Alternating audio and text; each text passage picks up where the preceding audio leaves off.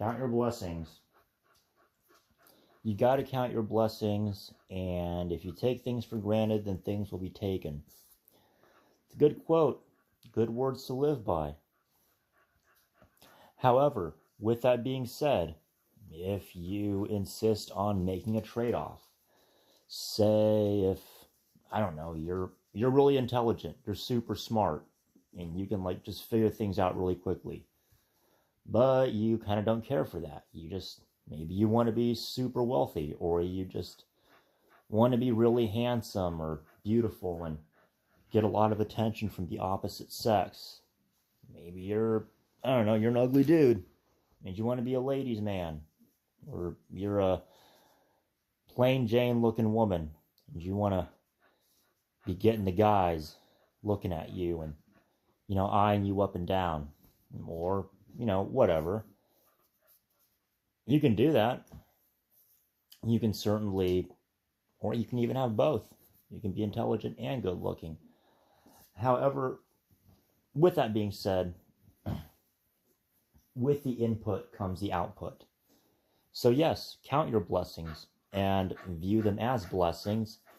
And if you want to trade your blessings for, something else, if, like I just mentioned, well, then you have to treat them as valuable. If I view what I have as being worthless and I, don't really care about giving it up, then why should anyone else treat it as such? If I have, let's just say, a Rolex, which I do have a watch, you can even show it, but it is not a real Rolex. Could have actually done that. But oh well.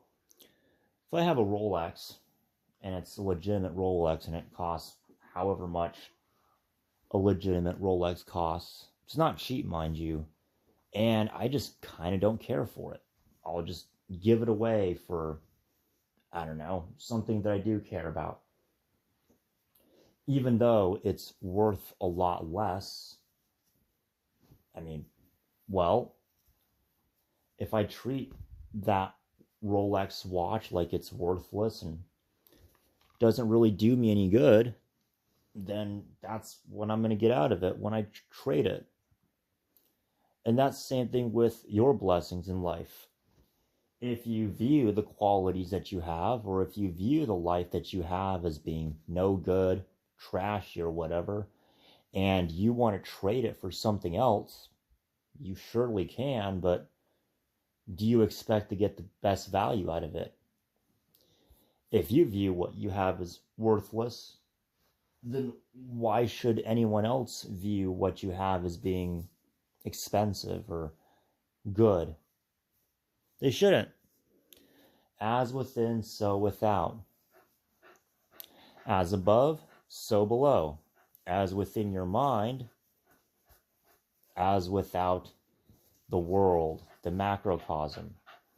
If you believe in your mind within that whatever you have in life is worthless, burdensome, just causing a lot of trouble and making your life shit, then why would anyone else want what you have? Even if you're willing to make the trade-off, would anyone else want that? Maybe, maybe not, but probably not. So that's kind of the thing what you got to do. Be grateful for what you have. And look, none of us are perfect. I've made that mistake plenty of times. I've tried to trade off what I've had for something different. Just know that if you want to trade whatever you have in life for something else, and you truly adamantly believe that, and you pray for it, and you ask God for it, and you do your bidding, whether in the form of a petition with spirits, or praying to God, or making sigils or whatever, you better be prepared for what comes ahead. So if you want to manifest something and you put a lot of, let's just say, Martian energy into it, even though for many of you, you don't seem to quite get that. Chances are, if you're putting a lot of Martian energy into whatever you're trying to manifest, there's a good chance that what you're trying to manifest is more Jovian in nature and not so much Martian, at least in accordance with the Hermetic and the Kabbalistic Tree of Life. Because on the Tree of Life, Mars is on the Sephirot of Gevurah, so Mars simply destroys. Jupiter is what expands. And so, yeah, if you want to be really strong and masculine, chances are you're probably better off with Jupiter. But if you put in the Martian energy into whatever you want, just know that that's what you get back. If you put a lot of emotions and you're crying about what you want and, whatever, that's what you're going to get back. So the energy that you use to put into your spells, your rituals, whatever you're trying to manifest is the same energy that's going to come back in the form of that manifestation. So just know this. A lot of people, and we've all heard the stories of, man or woman, they sell themselves for fame and fortune. They do all these rituals, or they work really hard and, give up so much of themselves for this life of fame and fortune, or maybe they just want to be good looking or whatever. They end up kind of, getting some unexpected consequences, or they realize that they didn't really like it as much as they thought, and that it's actually a bit overwhelming. Just think of someone that goes from being a nobody cares about you, people just kind of treat you like whatever and throw you off on the sidelines, to all of a sudden being a center of attention. Now all of a sudden you're getting tons of attention from tons of people. That can be good or bad.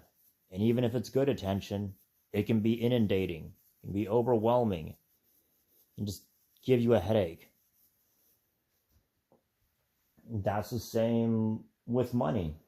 If you have a lot of money, well, you're going to have rich people problems. And you better be prepared for it. The thing is, a lot of people aren't. And another thing is that a lot of people are also not very prepared for the little bit of power trip or ego trip that can come along with manifestation. Now, this is actually quite common with beginners. A lot of practitioners, people that are new to it, they can experience quite a bit of beginner's luck. Yes, they can manifest things very quickly and or to a great extent. It's happened with me. I, used to be, in my early days, very, very socially awkward, extremely awkward and eccentric, a bit more on the skinny side, and also having a lot of financial struggles and just the lack of experience in life.